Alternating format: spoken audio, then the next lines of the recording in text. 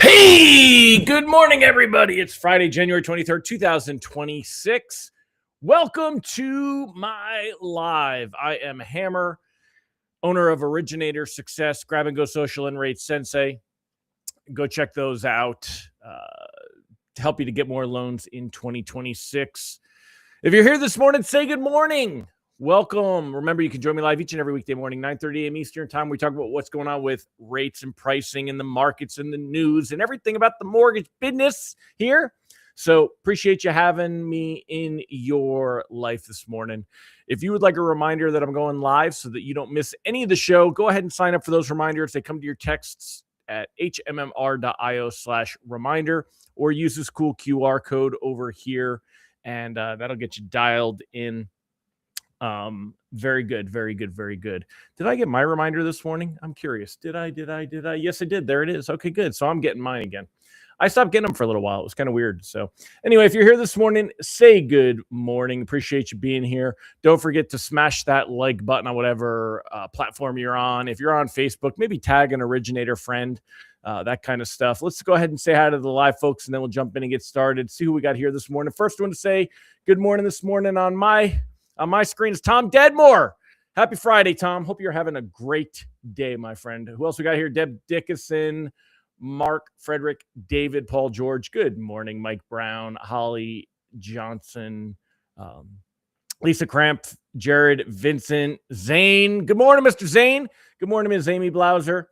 We got Almir Krivdik, Vicky McSweeney, Rob Smith here this morning, Faya Scribano. Good morning, each and every one of you.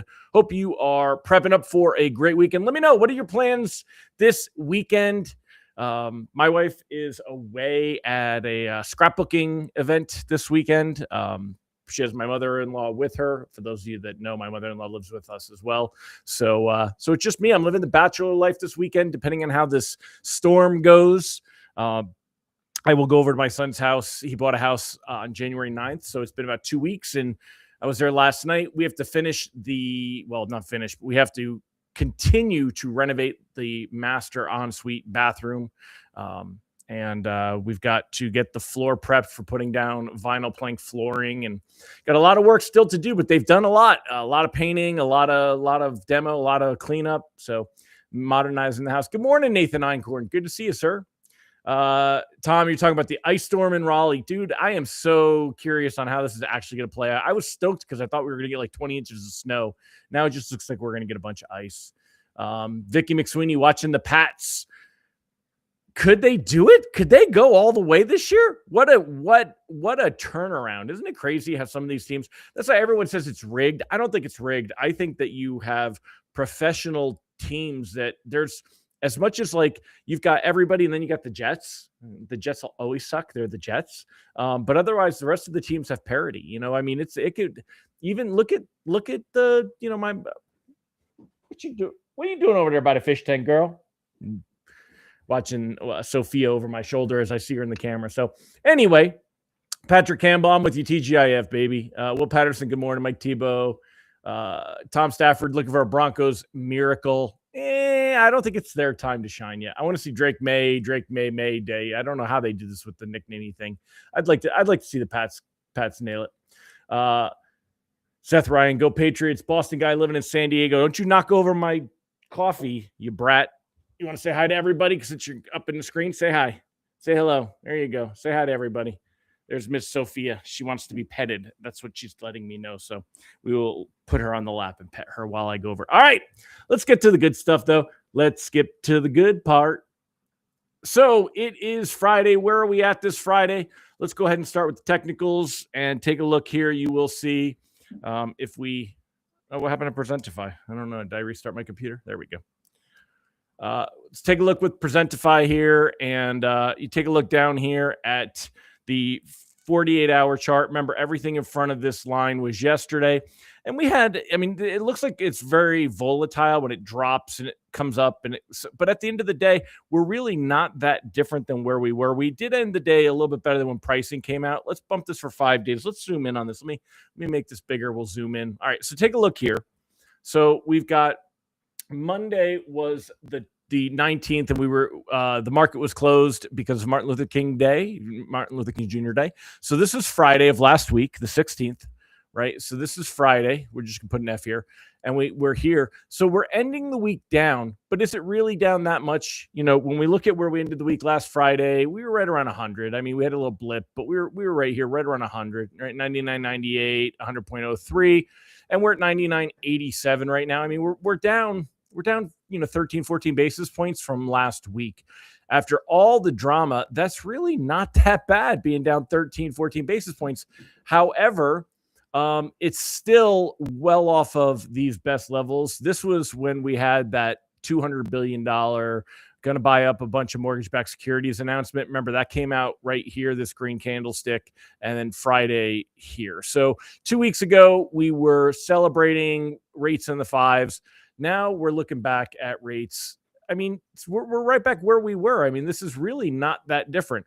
6.19, 6.20, 6.21. That's where we spent all of the end of December and beginning of January. So, yes, I do love to poke fun at the guy who is very noisy. And I know that some of you Trump supporters get mad at me, but I'm just poking fun because he's still, a politician. So, but so much for that home affordability. You can't fix it, but he'll get out there and say, I fixed home affordability. Homes are more affordable than they've been during Sleepy Joe Biden. It's kind of entertaining if you actually step back and watch it. I do get entertained. Are you not entertained? Come on, right, Nathan? Nathan Einkorn says he was more of a fan of Gladiator 2 than Gladiator 1. I'm waiting to see. This is about 30 seconds before I see that comment go, no. I know that Nathan Einkorn is a big Gladiator fan like me. But the anyway, so looking at what we got here and back on track and having a little bit of fun, you got rates that are very much there. As we head into next week's going to be Fed meeting. Fed meeting's on Wednesday. There is zero expectation right now that we're going to see anything get moved. Tammy, I know that that's not everybody. You know what? Why I apologize? I apologize because I always want everybody to kind of just be objective and see it. And people that don't like Trump think it's funny, so I don't have to apologize to them. Sometimes I have to apologize to the anti-Trumpers when I support Trump.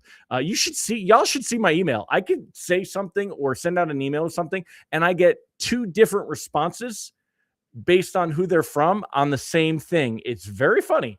So anyway, back to the screen here. What we got going on, taking a look, there is zero expectation of a Fed rate cut. I mean, 97%, there's no reason. We've talked about this before. Powell is in until May. That is the first time, actually we'll circle it here. That is the first time that this drops below 50% is expectation of a possible Fed rate cut. Not until June, meeting after he leaves in May. Before that, you're still at 70% expectation that we will be exactly where we're at right now. And when you see things like the jobless claims yesterday, it points out we really don't have much of a reason to expect more. Take a look here at this 10-year Treasury yield. This is a great sign heading into next week. 4.25, well below this 4.30 that we hit during all the Davos drama, the Greenland drama, as that edges its way down. Greenland no longer the big thing on the front page. I guess it is here. Seeks carte blanche for military presence. This was all that it was really about. I had this conversation, with a couple of people. Trump is not looking for Greenland to be the 51st state. What he's looking for is this. He's looking for the ability to just do what he wants on there, whether it's right or wrong. You know what? He's acting as president. I'll take it. But it's all, this has run its course. We had a crazy week of volatility. It's, now that I don't think there's going to be any fuel to the fire. The Trump is going to be like, we're going to just take it over. Right. So he blasted it out there last weekend before Davos. I don't think he cared that the markets were closed on Martin Luther King Jr. I don't think that factored in, but he blasted it out there before the big event where he was going to meet all the other world leaders at the Economic World Forum there in Davos. And that was the whole point. And it did exactly what it was supposed to do. It was shock and awe, created a bunch of chaos. Markets overreacted. And now they've come back. So reprice risk on the day is low. I don't think we have to really worry about seeing anything, move. Should be nice and subtle, should be relaxed. I don't think we have to really worry about that. I don't think we're going to see rates return to where they were a couple of weeks ago, though. So, don't necessarily get caught chasing rates, but there's no urgency to lock at the moment. We're, like I said, we're down about 2 basis points on the morning. That's not enough to really even talk about or think about or worry about or anything about. So things are very quiet there. As we head into next week, it'll be all about the Fed meeting, but the Fed meeting not likely to help rates, but also not likely to hurt us too much. There's really not much that Powell's going to say that's going to freak anybody out. I think we're going to see rates kind of stay. As I've said, there was really a cap as to how high or how low they're going to move anyway. And I think we're back to this. I'm curious to see if Trump does do something to try to push rates lower again. I think it's possible that he could, as he becomes aware that rates moved up. If we see some news about that or some things about that, if anyone brings it to his attention, he could get out there. And if he, let's face it, market moves when he posts. We could call it tweeting, even though it's not Twitter anymore and it's on Truth Social. But when he gets out there on social, he moves the market. So we could see him push things down. As far as where things are at, I'm cautiously floating. If you want to lock anything closing the next couple of weeks, there's no reason not to. It's very difficult to see us with a path to move lower from here. We're very likely to go back to right where we were here at the end of December and beginning of January, with rates 6 1/8 to 6 1/4, just really staying within this range. This is the equilibrium. This is what the market, what the economy, what the labor market, this is what everything is telling us is the appropriate rate for now. This is where mortgage rates belong right now based on the current economic conditions, according to the markets. This is what markets believe we're going to see. We would have to see the 10-year dropping back down below 420, maybe even to 415, to bring mortgage-backed securities down with it and to see better rates and pricing. And it's just, there's not a lot of that on the board. What else do we have for next week? Not that much. It's all going to focus around the Fed. It'll all be about the Fed meeting. The Fed meeting itself again on Wednesday is the culmination of the Fed meeting, is on January 28th, as you can see here. And that's kind of where we're at. And again, market's not expecting any kind of movement. We're not going to get any surprises. It's going to be a lot of the politics. Powell will get asked about the DOJ investigation and the charges, and he's going to answer that question once, and then he's not going to answer it anymore in his press conference. He's really good about that. He doesn't just sit and go over it again and again and again. He doesn't let the media run him like that. He'll be like, this is it. It doesn't really matter. I'm doing my job. The Fed needs to stay independent, and that's it. None of this is going to help rates. None of it's going to move anything. So Einkorn and I tell you, man, we are peas in a pod. We are peas in a pod. Nathan Einkorn's politics: beans belong in chili, and every day is Taco Tuesday. I'm with you. You know what you call chili with no beans? Meat sauce. It's meat sauce. It's not chili. Chili has beans. Damn Texans. So let's see. Otherwise, yeah, we're talking. What are you doing, troublemaker? All right. Let me go and handle the children here, George and Sophia, because they are knocking stuff over. He sees an opportunity while I am away. So, again, let me know in the comments, what are y'all up to this weekend? And for me, I'm living the bachelor life, going to the casino tonight, play some poker. Y'all know I'm a big poker guy. Love my poker, right? So there's my tattoo. Have y'all ever seen my tattoo? It was my full house tattoo. So I'm going to go play me some poker tonight and then DIY in it over the weekend. Yeah. Christopher Griffith has left the chat. He's a big meat guy. He just loves that meat sauce. Calls it chili. Damn Texans. So, all right, my friends, hope y'all have a great weekend. And, one thing I wanted to share with you real quick. Let me go ahead and pop this up. There's 43 of you on. I'm going to go ahead and run a quick commercial. So let's take a look here. Article this morning about how TikTok, I always told you TikTok would not go anywhere. TikTok seals a deal to operate in the U.S. after years of drama. If you want to be getting business from social media and you're not, if you want help getting started, take a look at Grab and Go Social. And in fact, let me go ahead and share a quick screenshot. Let me pull this up here. Let me pull it off screen. That was me watching. I'm watching to see what my propane levels are at for my generator.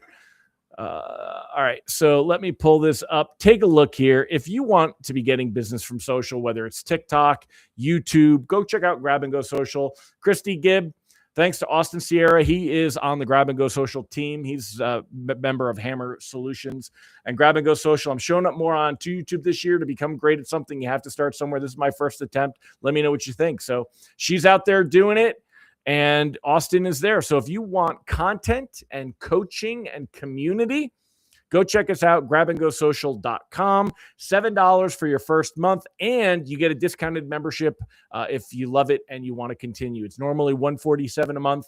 If you sign up at the $7 discount, you will continue at $97 a month. It's less than $100 a month. There's really no excuse. One loan pays for 3 years, 4 years worth of service.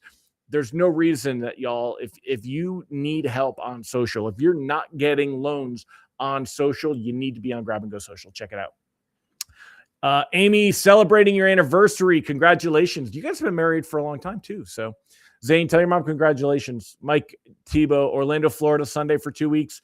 Dude, get out of the snow. Go enjoy the wonderful Florida sun and travel safe. Debbie Richards getting ready for the snow. So awesome. Well, it's so good to hear from all of you. You guys take care. I'm going to wrap it up. I'll see you next week. All right, everybody. Thank you again. Bye-bye.